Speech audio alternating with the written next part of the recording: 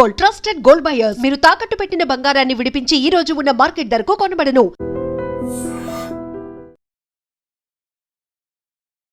Welcome to ITM news. This is Pavan. So present అయితే మళ్ళీ కొత్త ట్యాక్స్ అమల్లోకి రాబోతుంది.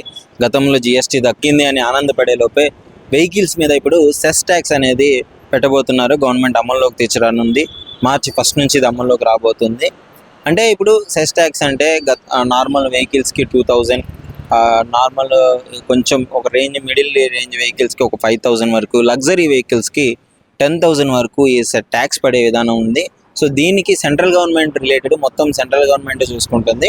ఈ కలెక్ట్ చేసిన మొత్తం సెంట్రల్ గవర్నమెంట్కి వెళ్ళిపోతుంది. ఎందుకు దీన్ని కలెక్ట్ చేస్తున్నారంటే ప్రజల కోసమే యూజ్ చేయడానికి, మెరుగ్గా అందించడానికి, మెరుగైన సౌకర్యాలు తీర్చిదిద్దడానికి, రోడ్డు రవాణాల ఈ విషయాల్లో పెంచడానికి వాటిని యూజ్ చేస్తామని చెప్తున్నారు. బట్ వాట్ ఎవర్ ఏదైనా అయ్యి ఉండొచ్చు. ఈ ట్యాక్స్ అనేది ప్రజలు సమర్థిస్తారా లేదా, అసలు ఏమనుకుంటున్నారని అడిగి తెలుసుకునే ప్రయత్నం చేద్దాం. సార్, సెస్ ట్యాక్స్ గురించి ఏం చెప్పదలుచుకున్నారు? జిఎస్టీ తగ్గిందని ఆనందపడే లోపే మళ్ళీ ఈ ట్యాక్స్ తీసుకొని రావడం జరిగింది సెంట్రల్ గవర్నమెంట్. అంటే కేంద్ర ప్రభుత్వానికి సోర్స్ ఆఫ్ ఇన్కమ్ పెరగాలని అన్న ఉద్దేశం ఇది ఒక ప్రధాన కారణం. ఎందుకంటే అది రాష్ట్ర ప్రభుత్వాలు కాకుండా కేంద్ర ప్రభుత్వానికి వెళ్తారు కాబట్టి కేంద్ర ప్రభుత్వానికి సోర్స్ ఆఫ్ ఇన్కమ్ పెంచుకుంటూ పోతారు. ఇప్పుడు మనకి రాష్ట్ర ప్రభుత్వానికి కాకుండా కేవలం కేంద్ర ప్రభుత్వంలో నడిచేవన్నీ కూడా, అంటే ఇప్పుడు ఇందులో ఎక్కువ రావచ్చు. ఇప్పుడు ఈ ట్యాక్స్లు చూస్తే ఎక్కువగా అన్నీ కూడా వాహనాలు కావచ్చు, ఇవన్నీ కూడా ఎక్కువ వినియోగం ఉంటాయి. ఏవైతే ఎక్కువ వినియోగం ఉంటుందో వాటి మీద కనుక ట్యాక్స్ చేస్తే అవి ఎక్కువ శాతం వస్తుంది. అంటే ఇప్పుడు జిఎస్టీ తగ్గించారు, చాలా హ్యాపీగా ఫీల్ అయ్యారు. తగ్గించింది అలానే ఉంచాలి, మళ్ళీ ఇది పెట్టడం వల్ల వాళ్ళకి బ్యాలెన్స్ అవుతుంది కదా. అంటే అందులో తగ్గించారు కాబట్టి కొత్త విధానం తీసుకొచ్చారు. కానీ ఒక విషయం ఏంటంటే ఎప్పుడైనా ఇలాంటివి తీసుకొచ్చినప్పుడు ఖచ్చితంగా మేధావులతో కానీ అధికారులతో కానీ సంప్రదించాల్సిన అవసరం ఉంటుంది. అదేవిధంగా మినిమం ఒక 30 days ముందు పబ్లిక్ డొమోలో పెట్టాల్సిన అవసరం ఉంటుంది. ఎందుకంటే ఇది చాలా అంటే కేవలం ఒక రోజుతో అయిపోయేది కాదు. అందులోనిది పూర్తిగా కేంద్ర ప్రభుత్వానికి మాత్రమే వెళ్తుంది. సెస్ ట్యాక్స్ అంటే పూర్తిగా సెంట్రల్ గవర్నమెంట్కి వెళ్ళిపోతుంది. సో సెంట్రల్ గవర్నమెంట్కి వెళ్ళిపోయినప్పుడు రాష్ట్ర ప్రభుత్వాలు కూడా కొంత అబ్జెక్షన్ చేయాలి. రాష్ట్రంలో ముఖ్యమంత్రి కానీ లేకపోతే గవర్నర్లు కానీ కొంతైనా దాని మీద ఒక స్పష్టత ఇవ్వాల్సిన అవసరం ఉంటుంది. గవర్నర్లు కూడా స్పందించాలి, ఐఏఎస్ ఆఫీసర్లైనా కనీసం స్పందించాలి. అంటే దాని మీద అవగాహన చేయాల్సిన అవసరం ఉంటుంది. కనీసం కొంచెం అంటే ఇది మొత్తం సెంట్రల్ గవర్నమెంట్ అంటే ప్రజలకు చాలా బడ్డెన్ కదా. రాష్ట్ర ప్రభుత్వం కనుక ఒక 40% ఉంటే బడ్డెన్ ఉండకపోవచ్చు. మీ ఒపీనియన్ ఏంటి దీన్ని, మీరు అంటే సపోర్ట్ చేస్తారా? అది దేశంలో నిరుద్యోగం పెరిగిపోతుంది. సో అదేవిధంగా ఇప్పటికే జిఎస్టీ కట్టలేక చాలా రకాలుగా మన అడ్వకేట్లు పెట్టుకొని జిఎస్టీ తగ్గించడం కోసం అనేక ప్రయత్నాలు చేస్తారు. అందులో ఈ ట్యాక్స్ కూడా యాడ్ అయితే మాత్రం అంటే ఆ రోజు జిఎస్టీ తగ్గించి మనం దీన్ని పెంచారు.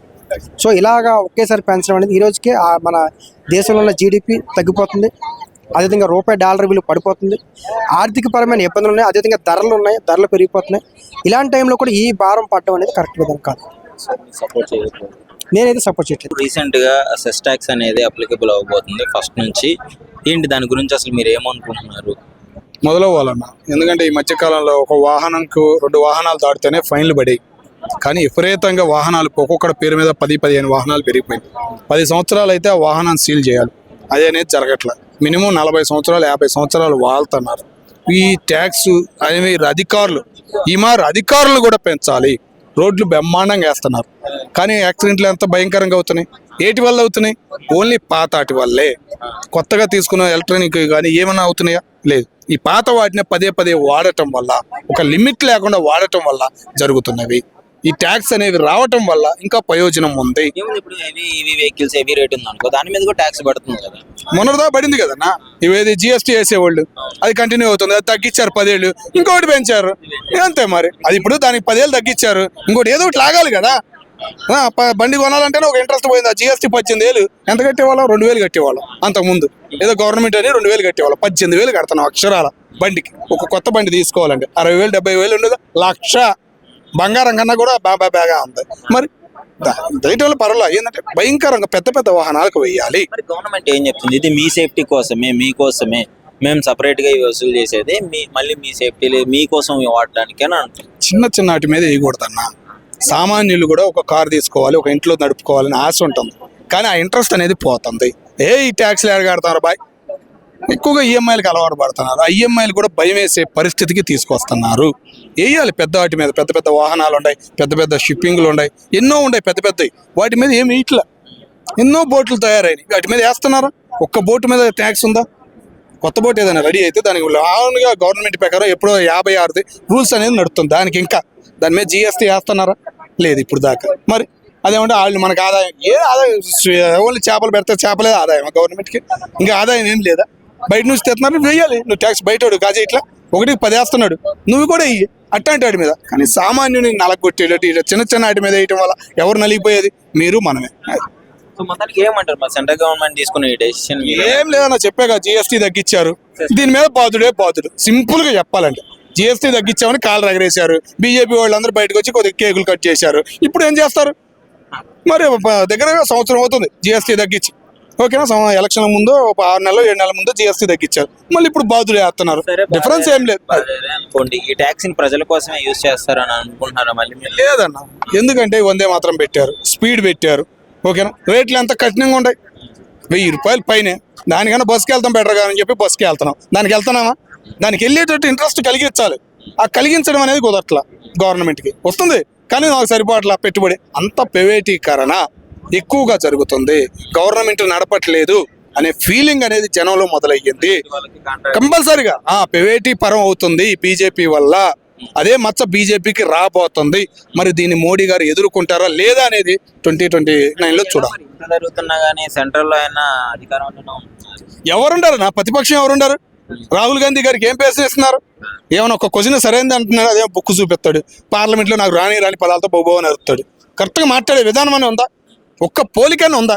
ప్రతిపక్షం అనేది భయం అనేది లేకుండా పోయింది. సరైన నాయకుడు అనేవాడు లేడు. ఢిల్లీ చూసుకున్నావు, లిక్కర్ స్కామ్, ఆడు పాపం ఎంత తెలివిగల్లోడు, క్యాజువల్. ఆడి కింద ఉన్న వాళ్ళు ఎంత తెలివిగల్లోళ్ళు, చదువుకున్న వాళ్ళు, మేధావులు, అగ్ర మేధావులు అంటారు చూసావా, అంతకన్నా ఒక గురువుల్ని తయారు చేసిన వాళ్ళు. వాళ్ళని ఏం చేశారు ఈరోజు? లిక్కర్ స్కామ్ ఒక చేసి బయటికి ఎటు తలెత్తుకోలేకుండా చేశారు వాళ్ళని. ఇప్పుడు అదంతా క్లియర్, ఏం లేదనిపించేవాడికి వాళ్ళు ఏడుతున్నారు బయటకు వచ్చి. ఆనందం కాదు, భయం, బాధ అనేది వాళ్ళలో కనపడుతుంది. సొసైటీలో ఒకడు పైకి వస్తున్నాడంటే ఏ పార్టీ రానిట్లేదు, అనగతొక్కే విధానం అనేది కనపడుతుంది. కాబట్టి చాలా ఇబ్బంది అవుతుందని నేను అనుకుంటాను. ఈ మార్పు అనేది రావాలంటే సరైన నాయకుడు రావాలి. కాంగ్రెస్ పార్టీలో ఎవడూ లేడు. ఈ దక్షిణ భారతదేశం నుంచే ఒకడు ప్రత్యేకంగా ఏదైనా ఒక పార్టీ పెడితే భయం అనేది మళ్ళీ మొదలయ్యేది అని నేను అనుకుంటున్నాను. అపోజిషన్ కరెక్ట్ గా లేదు కాబట్టి బీజేపీ గెలుస్తున్నాను అంతే. ఎవరుంటారు? ప్రశ్నించేవాడు ఎవరుంటారు? అందరూ ఒకటయ్యారు. ఇప్పుడు ఏది కవితక్కని ఇక్కడ ఓడియడానికి, బీఆర్ఎస్ని ఓడియడానికి లిక్కర్ స్కామ్ ఆమె వేశారని అంటున్నాడు ఎవరు? కేటీఆర్ గారు. మరి అది నిజమే అనుకోవాలి.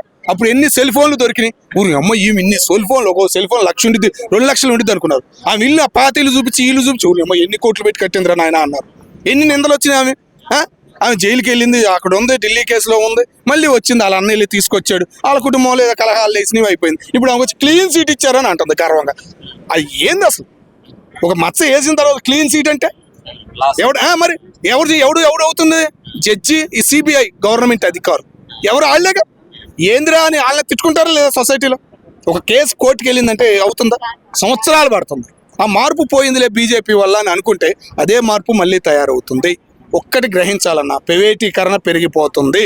దీన్ని ఆపకపోతే త్వరలో నష్టపోయేది సామాన్యులే. జిఎస్టీ తగ్గించారు, ఇది పెంచుతున్నారు, బాధుడే. ఏం ప్రయోజనం ఉంది? అది ఒక ఉచిత పథకం ఇచ్చారంటే 10 లాగుతున్నారు. అది సామాన్యుడికి అందట్లా. నలిగిపోయేదల్లా మిడిల్ క్లాస్.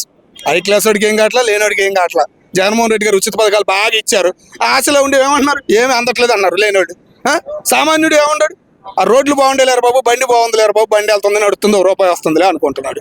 5 ఏళ్ళకి ఏముంది? ఏం ఆదాయం లేదు. 100 మంది ఎమ్మెల్యేలు ఉంటారు, ఏం ఆదాయం ఉంది?